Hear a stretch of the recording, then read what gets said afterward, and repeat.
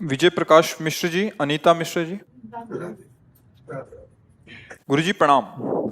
गुरुदेव, हमारे पुत्र के 2020 में 21 वर्ष की आयु में असामयिक निधन के पश्चात से हमारा ध्यान सर्वदा उसी में रहता है। हम ऐसा क्या करें कि उसकी मुक्ति हो जाए और हमें भी मोह का नाश हो? एक चित्रकेतु नाम के राजा हुए हैं, श्रीमद् भागवत में कथा आई है।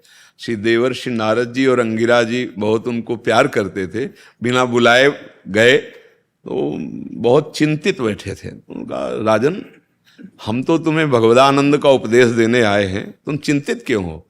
बोले मत देना उपदेश महाराज, मुझे भगवदानंद का उपदेश नहीं, मुझे पुत्र चाहिए। उसे बोले तुम्हारे भाग्य में पुत्र सुख लिखा नहीं है, तुम्हारे कर्म ऐसे रहे हैं, बहुत सी रानियां, एक भी संतान नहीं। और वो इसीलिए ब्याह करते गए थे कि राजा थे, उनका अधिकार था। श्रीमद् भागवत में कथा है। तो वो जब देखा बहुत हट कर रहे तो उन्होंने कहा पुत्र होगा, पर हर्ष और शोक दोनों प्रदान करने वाला होगा। अब उनको ये शब्द याद नहीं, दिखाई नहीं दिया, उन ज्ञान तो अपहृत है मोह के कारण। तो पुत्र होगा इतना बस वो सुन के आनंदित है। पुत्र हुआ बड़ी रानी से। अब राजा का हर ध्यान, हर वृत्ति वही पुत्र में, क्योंकि मोहाविष्ट। तो जहां राज दरबार से खाली होते सीधे उसी महल को जाते और रानियों की तरफ देखना भी नहीं। उन्होंने आपस में विचार किया कि बहन ये तो बहुत है, हमारे दुर्भाग्य हो गए। एक तो संतान ही नहीं हुई, और दूसरी बात जब से उसके संतान बड़ी के हुई तो बोलना हंसना खेलना तो बाजा ने देखते भी नहीं। बोले पुत्र ही है हम सबका दुश्मन। तो धाय माँ जो थी ना, उसको अनुकूल किया और बहुत ही हलाहल जहर चटा दो जाके दूध के साथ, सो गया वो, पूरा शरीर नीला। अब जो दूसरी धाय माँ थी, वहां तो राज दरबार में बहुत सी सेविकाएं, वो चिल्लाई तो रानी दौड़ कर आई जो सबसे बड़ी थी। देखा श्याम शरीर का रंग जहर का असर होता, वैद्यों से चेक कराया प्राण रहित। अब तो राजा के होश उड़ गए, पछाड़ खाते हुए, चिल्लाते हुए, रोते हुए आए और लड़के के चरण पकड़ के छाती से लगाते हुए बिलाप।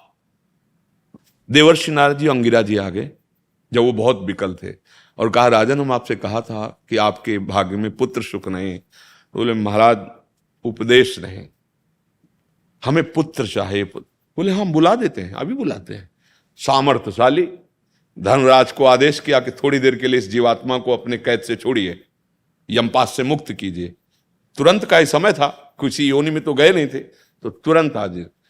उनसे कहा कि नारद जी को तो सब त्रिकालज्ञ है, अंगिरा जी भी त्रिकालज्ञ। उन्होंने कहा देखो तुम्हारे पिताजी कितना तुम्हें प्रेम कर रहे हैं, तुम इस शरीर में आ जाओ, हम भी दान देख लेंगे। नारद जी ने कहा अरे बोले महाराज आप क्यों विनोद करते हैं, हमारा बाप है, कितनी बार हमारी पत्नी बना, कितनी बार बेटा बना, कितनी बार। अरे व्यापार कितने जन्मों से चल रहा है, ये कोई बाप है अपने स्वार्थ को रो रहा।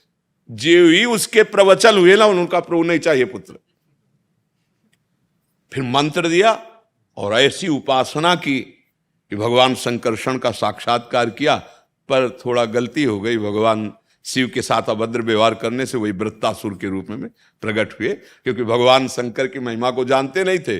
भगवती अम्बा विराजमान थी और वो प्रवचन तब उन्होंने विमान पे चढ़े चढ़े आए थे।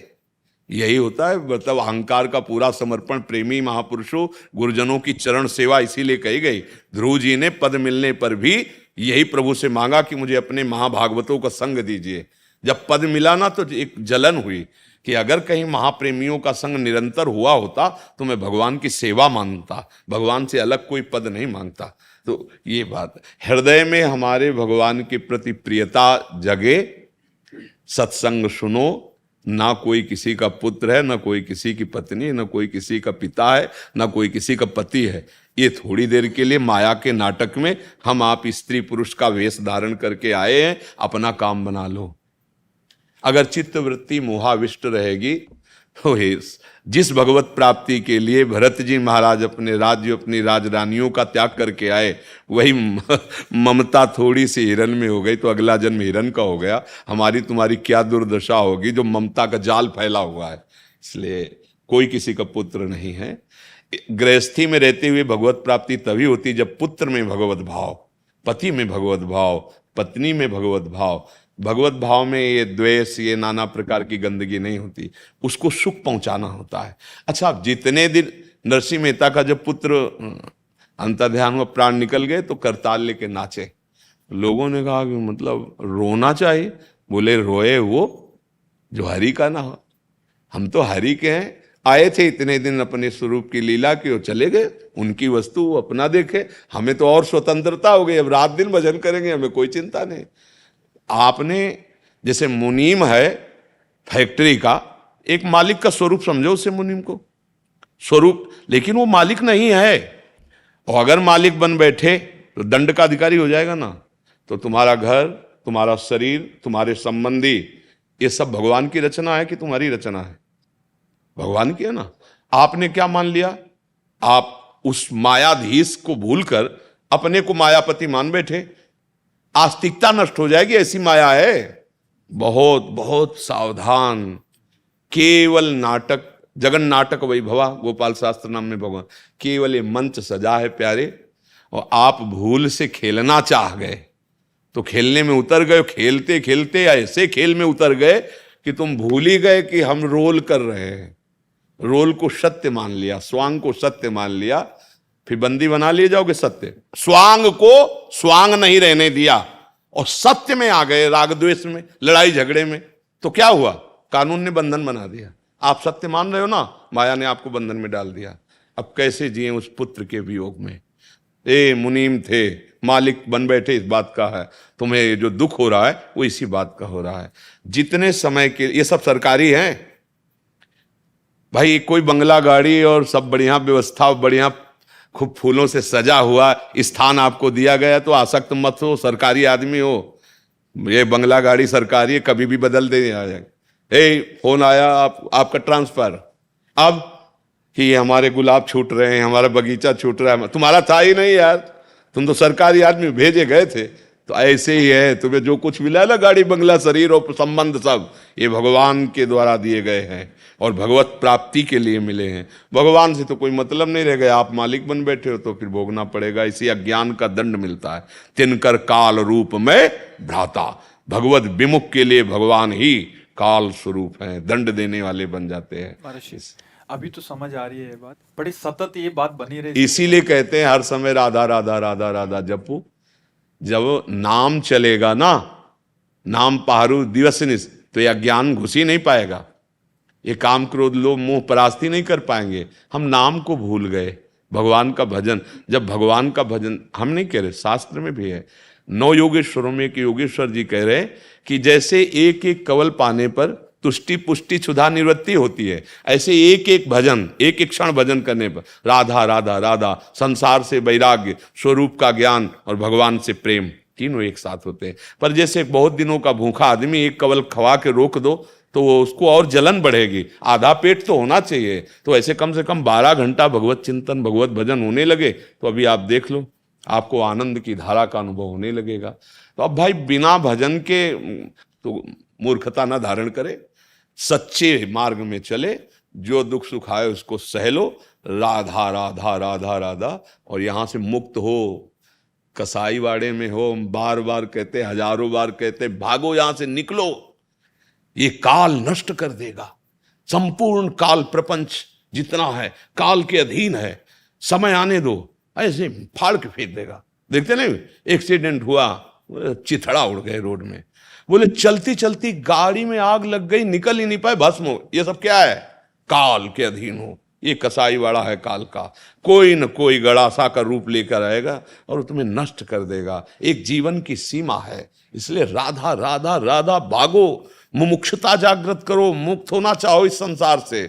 पर भोगों का ऐसा मीठा आकर्षण है, इसलिए शोक की तो कोई गुंजाइश ही नहीं है। इसका नाम मृत्यु लोग, सब मरेंगे, हम तुम भी मरेंगे, इसका नाम ही मृत्यु लोग। तो क्या शोक करना है यार? केवल तुम्हारा ही लड़का मरे या तुम ही को मरना हो तो सब विचार करें बैठ के कि ऐसा अनर्थ नहीं होना चाहिए, इसको भी छूट मिल। भैया यहां भगवान भी अवतरित हुए तो अंतर्ध्यान की लीला की, प्रकट होने की लीला की तो अंतर्ध्यान की लीला की। तो अगर दुख की बात पूछो, भगवान की जो प्रिया जो हैं लंका में बैठे रुदन कर रही हैं, भगवान नंगे पैर वनवास में, कितना भगवान अवतार लिए तो आप देखो क्या, कितना कष्ट सहा है भगवान ने, तो तुम इस दुखालय में सुख ढूंढ रहे हो और तुम सोचते हो कि हमारा नहीं भैया, भागो भागो इस संसार चक्र से मुक्त होने के लिए भागो। भागने का मतलब अंदर से निर्विकार होकर भगवान की प्राप्ति करो। वो सब कराएगा नाम। जितना नाम जप करोगे, जितना भजन करोगे,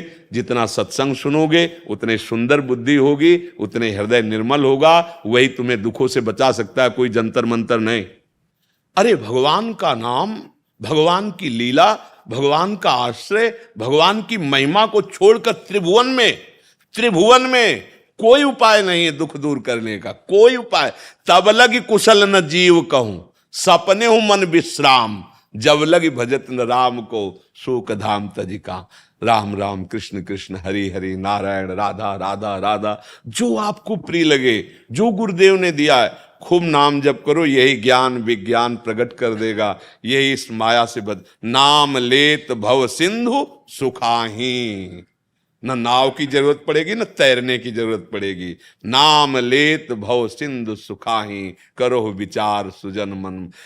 कहूं कहाँ लगी नाम बड़ाई, राम न सकहि नाम गुण गाई। भगवान से भी बढ़कर भगवान का नाम, और वो नाम कोई पैसा नहीं लगता, कोई मेहनत नहीं लगती। राधा राधा राधा, राम कृष्ण हरि, जो प्रिय लगे नाम जप करो, इसी में मंगल है। और जाना तो सबको है, खूब चाहे जितना दवाई खा लो, स्वर्ण भस्म पा लो, चांदी की बस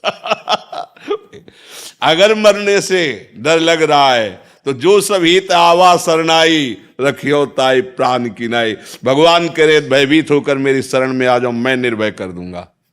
जानते हो भक्तों की मृत्यु के समय कैसी दशा होती है? जैसे महान गजराज के गले से फूलों की माला टूट के गिर जाए। रायबेल जानते हो ना, मोगरा, हाँ, मोगरे की माला गजराज के गले से टूट के गिर जाए, उसको पता थोड़ी चलेगा। ऐसे ही भक्तों को पता नहीं चलता कि शरीर छूट गया। जो जन्मत मरत दुसा दुख हुई, भक्तों को नहीं होता, क्योंकि प्रभु स्वयं लेने आते हैं अपने भक्तों। तो मन तो भगवदानंद में डूबा हुआ है। शरीर को पहले ही वो छोड़े हुए थे, अब लीलावत छूट गया। जैसे सांप को अपनी केचुल छोड़ने में कोई कष्ट नहीं होता, जैसे नया वस्त्र प्राप्त होने पर पुराने सड़े वस्त्र को त्यागने के लिए कोई हमारे अंदर कष्ट नहीं होता, ऐसे भक्त को अपने शरीर त्यागने में कोई कष्ट, मृत्यु उसके लिए आनंद होती है, मृत्यु महोत्सव होती है। और भगवान कहते हैं सब कुछ हरण करने वालों में मृत्यु मैं हूं। तो मृत्यु रूप से स्वयं भगवान वैसे सबका अपहरण कर रहे हैं, पर भक्त के लिए भयावह नहीं, प्रेमी रूप रख कर आते हैं। तो इसलिए नाम जप करो, भगवद आश्रित रखो।